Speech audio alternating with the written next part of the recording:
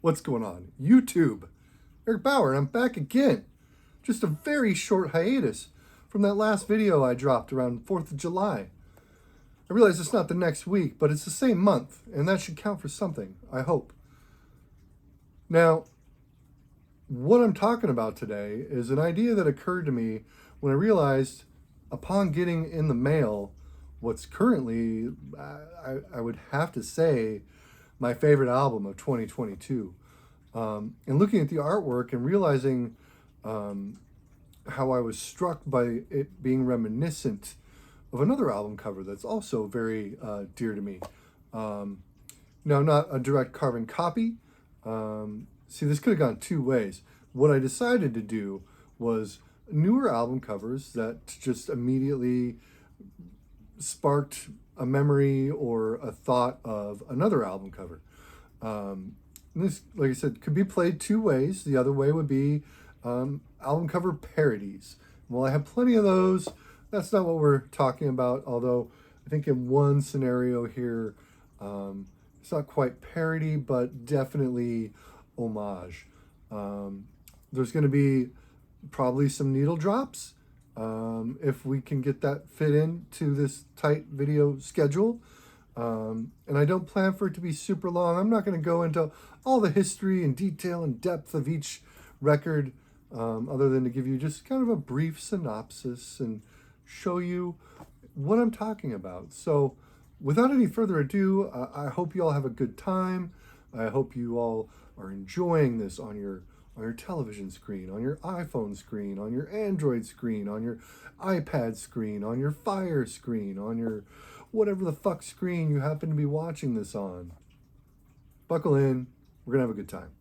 So, the record that kind of prompted this idea of mine, we're gonna look at right here, and that would be the brand new Syndrome 81. 2022 release on Sabotage Records, and it is a split release with, see if I can read that, Destructure Records. Now, this is the French release. There are currently at least 2 or 3 pressings of this in circulation. There's one US press that I know for sure, which is from Blackwater Records, and they have a pretty sweet package available for this album. So if you want it, and you should want it because it is killer, French Oi. I talked about them in my French Oi video. I did a needle drop on one of the tracks. It was a compilation of their EPs. Just great. A lot of post-punk influence, but never abandoning that Oi edge that I love so much about French punk. It's a fantastic record, and it's still pretty new to me, so I'd be hard-pressed to pick a favorite track off of this album. They're all fucking good. I'm not gonna lie. There's no song on here that's bad. And I've been going back to it as often as I can. Like I said, it's my 2022 album of the year. We're only about a little over halfway through, so that could change. However, this artwork is so striking. I love the geometric, well, it's not really geometric, those are curves, but the line work on this, and the tears running down from the face. And when I got it, I immediately thought of another record. So let's take a look at that. And this is a classic. Just an amazing LP from an amazing band. You cannot go wrong with any of this band's early material. Now, this is a repress. I believe it's actually still available from their Big Cartel, which is where I got this and a repress of their first record. Now, I'm talking about the Chameleons with their second LP, What Does Anything Mean, Basically. Now, it's like I said, it's not a direct carbon copy of the previous album, but you can see where there's similarities in the theme. You've got the face with the tears and the line work and the abstract background. Very, very, very similar in my head, at least. And what really kind of cements the reminiscence of this album upon seeing and hearing the Syndrome 81 is the amount of post-punk on that Syndrome 81. This is a goth rock masterpiece full of post-punk gloom, in that just like that impossible to replicate industrial dreariness of UK post-punk. Allied Joy Division, Warsaw, those would be probably the best two examples. Chameleons, another great contender. Very just melancholic, melodic, sometimes upbeat. A great record. And there are definitely some audio similarities to the Syndrome 81. So I'm going to try and fit in a clip for this and a clip for the Syndrome 81. You can compare the sounds of the two. Enjoy.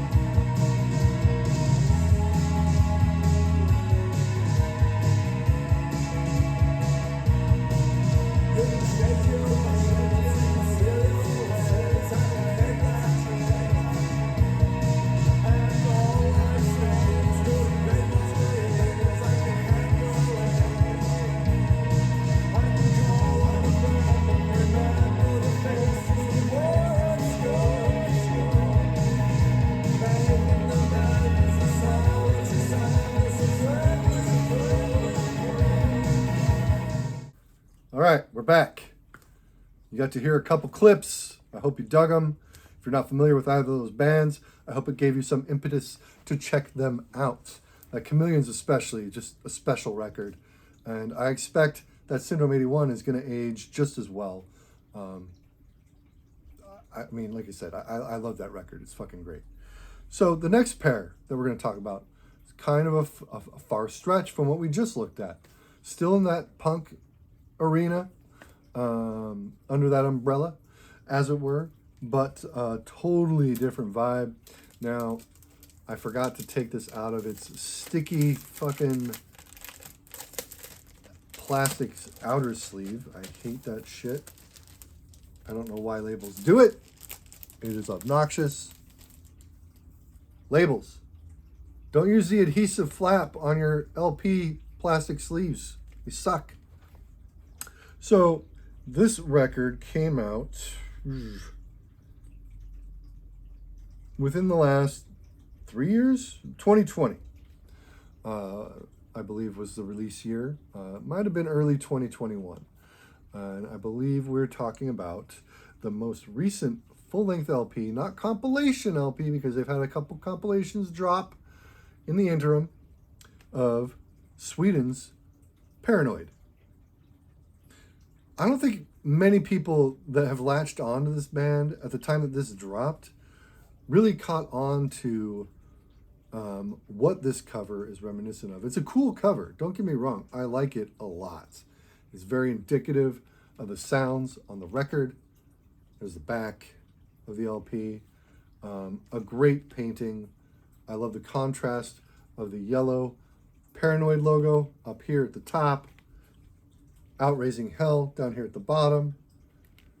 And you might be thinking, what is that record reminiscent of? Is it Motorhead? That doesn't really look like Snaggletooth. And no, it's not Motorhead. It's another band, a little bit more of an obscure band. But we're not going to talk quite just about them yet. That sentence totally sucked, so please excuse my current horrible grasp of the English language. If you're not familiar with Paranoid, just real quick, what you're going to get with this band is just, on this record at least, they've kind of evolved from their early EPs and their first album. I think that was put out by both Southern Lord did a version and Beach Impediment, or was it Detact Raw Punk? One of those two labels. The primary guy from Paranoid, I believe, runs Detact Raw Punk, which is a great fucking label. Carry a lot of quality shit, have a lot of quality artists. At any rate, what you're going to get with this record is just what it looks like. Metal punk in the vein of Scandinavian Jawbreaker era Anti-Cymex, a little bit of Motorhead thrown in there, Discharge Worship to the nines, of course. It's a D-beat, but it's like rock and roll D-beat on this record, with a little bit of crossover hints on there. So you get some thrash, you get some speed metal elements on here. It's just a really great amalgamation of all the influences that led up to Paranoid putting out this album. And I hope that they keep evolving the way that they did with this record. But this record sounds an awful lot like the record we're going to talk about now,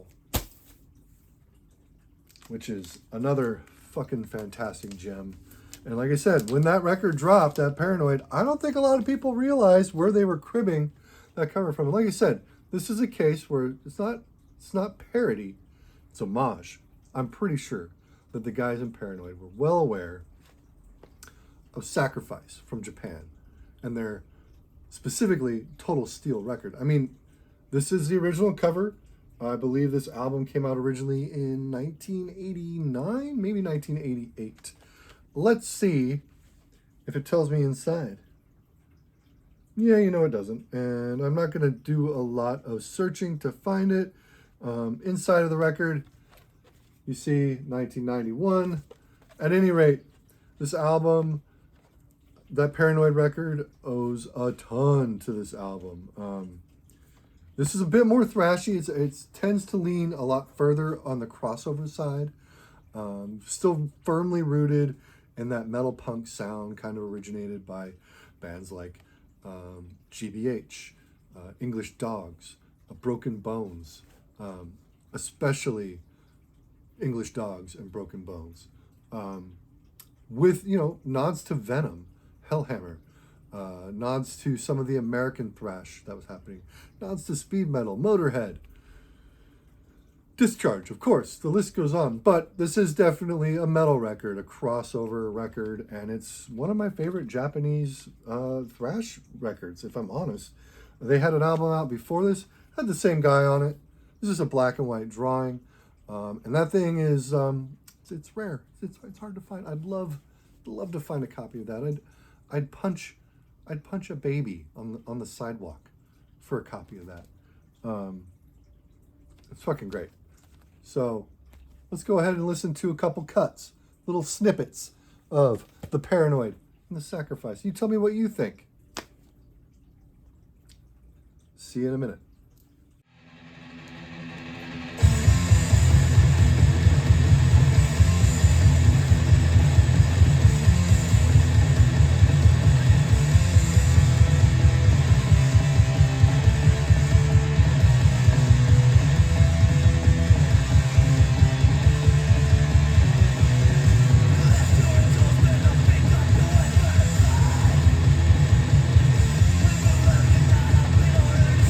We're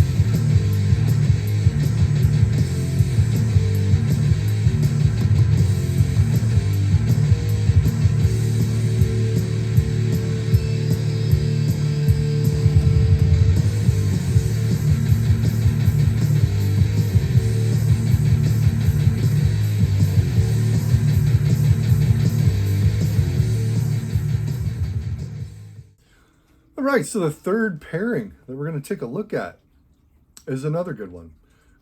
Definitely not one of my favorite records, but it's a fun record, and I like to keep it around. It's just a good time to put on. It's hard to listen to and be in a bad mood. It's just straight up awesome rock and roll. To be specific, bovver rock and roll, or junk shop glam. By way of Southern California, like 5, 6, 7 years ago. This is a Pirates press release, not an old record. Anyway, cool cover. I dig the Dr. Martin, the Doc Martin, with the razor stomp on the sole. Suede razors, of course, if I didn't already say that. Like I said, this is like junk shop glam. It's a little bit harder edged than some of the modern junk shop glam out there, like So What or Judah from Italy. Definitely adheres more to an Oi template than I think either of those bands do. Great band photo on the inside. It's just a fun listen, man. It's just rock and roll. Classic anthems on here, like Clap Your Hands, Stomp Your Feet to the rhythm of the bovver beat. That's a lyric. Tracks Ready to Rock, Bovver Girl, Berliner Bust, Keep on Rockin'. That's not the whole record. And this is just an EP, mind you. But it's great. Real great. And that cover totally reminds me of another classic. That's not a classic. I wouldn't call that a classic yet. I don't know that that record would ever reach a classic status, but it's not one I'm going to be purging. So, take that for what you will. But this is a classic, of which the Suede Razors reminds me of. And that would be Skinhead Moonstomp, the album, by, I still don't know how to pronounce this group's name, Simarip. I don't know. This was a UK-based band. This album originally came out in 1970 on Trojan Records. This is a 1980 reissue, also put out by Trojan. But I mean, there you go. You got the Dr. Martin, the Doc Martin, stomping down.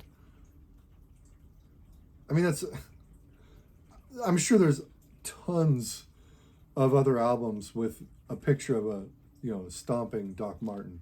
But this is the only other one that I had when I got the Suede Razors. Anyway, this band rules. Like I said, this album came out in 1970. There's the band. Cool. What is it? It is it's like first wave ska. It's just classic rock steady mixed with reggae and that early ska sound that was coming out of both Jamaica and the UK at the time. You could compare it to, say, Desmond Decker would be a good reference point for this album. And every track on here is fucking fun as hell. The title track, Skinhead Moonstomp. Skinhead Girl, fucking great. Skinhead Jamboree, also great. Chicken Mary, what a fucking great track. They do a cover of Lee Hazelwood's These Boots Are Made for Walking. I mean, of course they do, right? Title of the album, band name, not band name, but boot. It makes sense. It's not even it's a great cover too. And I'm the anti-cover guy, but yeah, it's a great fucking cover. Must Catch a Train, Feng Shu. This is just a fun record. It's another one of those records that's, you put it on and you can't really be mad. Crack open like a Corona or Modelo or Dos Equis, some sort of cerveza, not fucking American lager, and just chill out with his record. Maybe a spliff, doob, little devil's lettuce. I don't want to tell you what to do or how to listen to your music, but that's how I listen to this, and it fucking is awesome. But yeah, again, covered. Just one more time. Together. Boom. There you go. Hopefully Hopefully the camera didn't cut that off. I'm using a new filming angle, and I can't see myself. So, that is what it is. But we've got one more pairing. But before that, we're going to listen to, like I said, just a little snippet of each of those albums. And I hope, again, like the others, you fucking enjoy them.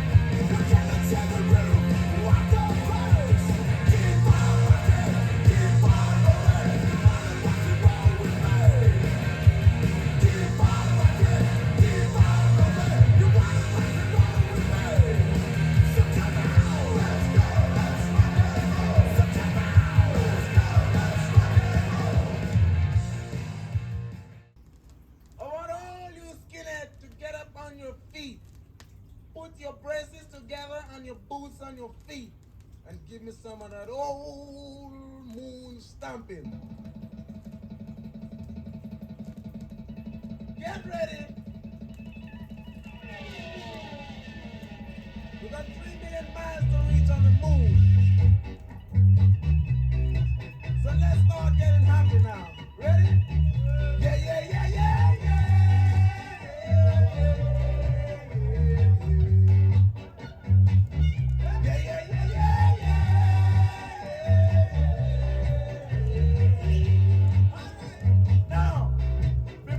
On the moon, fellas.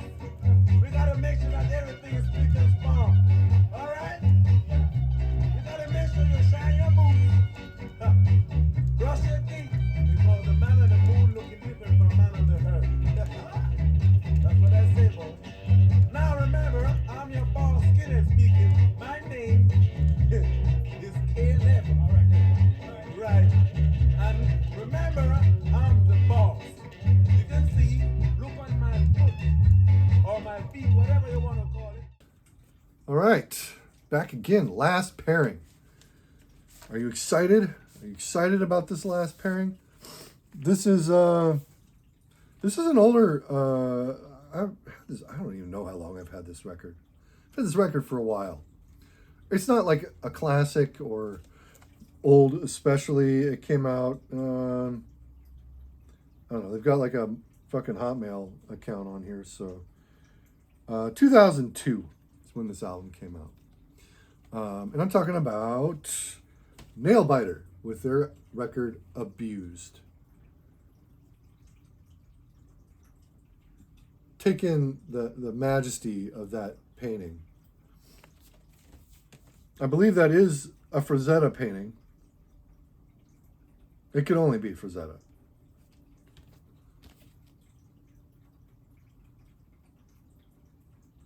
And you might think, wow, is this like a fantasy metal band called Nailbiter with an album titled Abused? No, it's not metal. This is just straight up anti-Cymex worship, Scandinavian Jawbreaker, absolute country of Sweden, that era, maybe even a little bit reminiscent of early Driller Killer, which is, no shame in that being your influence. If you're in a band like this, it's a great album. It's short, quick to the point, released by the ever reliable Hardcore Holocaust. Just a fantastic record with awesome imagery. Actually really suits the tunes. Just D-beat mayhem on here with an occasional motor-charged riff. It rules. Nothing wrong with this record. Now, this is pretty fucking obvious. What does that remind me of, you might ask? It could only remind me of one album. This is unfortunately a reissue. I keep thinking, because I found all the other ones in the wild, and I keep thinking one day maybe I'll be lucky enough to find an original of this in the wild. It hasn't happened yet. When it does, that record's going to go home with me. I don't care how much it costs. I love this record. And I'm talking about English Dogs, Forward into Battle. Clearly, you see the similarity. I mean, we're looking at another fucking... Well, this one's Boris Vallejo. You know what? That other one's probably Boris as well. I couldn't find the signature on the painting, so I said Frazetta. Looking at it now, definitely, probably Vallejo. Anyway, Boris Vallejo painting on the front. I mean, come on. Tell me you don't see the similarity. And of course, it's English Dogs, which in no part contributes some to the sound of Nailbiter on their Abused record. This record's a stone cold classic. If you're into UK82, you're into that era where UK82 bands were becoming metal punk bands. This is the record for you. Every record English Dogs did during this era for them is stellar. Starting with the EP that followed Mad Punks and English Dogs, not the Tales of the Porkymen LP, which preceded this full length. At any rate, just killer, Motorhead influenced, Discharge influenced. You can hear the influences of their peers like GBH again, Broken Bones, especially Exploited. A lot of some of that mid-era Exploited sound reminiscent on this. But I think this is better than the Exploited, in my personal opinion. There's the band. It is a shitty Back on Black repress. This record, this record is the reason I no longer buy Back on Black represses. Labels, I don't know why I'm showing you the labels. I didn't pull that out, the records out for any of the other ones. At any rate, this record rules. It's essential. It is legendary. It is classic. And it has a very special place in my heart. And again, when I got that Nailbiter, I could not help but also pull this English Dogs because of how reminded I was of this album. I don't even know what I'm trying to re-sleeve. What am I doing? Anyway, that's it. 4 pairs. 4 pairs of awesome records. We're going to hear little clips from those last 2 as well. I really hope you enjoy those. And I want to thank you, as always, for tuning in, sitting down, and checking me out, and digging on what I'm putting out there for y'all. I do have more videos in mind, and hopefully I can get to those in a reasonable time. That's not the next month or 2. Maybe we'll go from the 3 weeks between this and the last video to 2 weeks, and then maybe back to once a week. We'll see. You know, the world's my oyster, and I'm feeling pretty good these days. So, peace out, YouTube. Don't be fucking shitty to each other. And, yeah, I don't know, just be cool, man. That's all I got to say. Later, guys. And gals.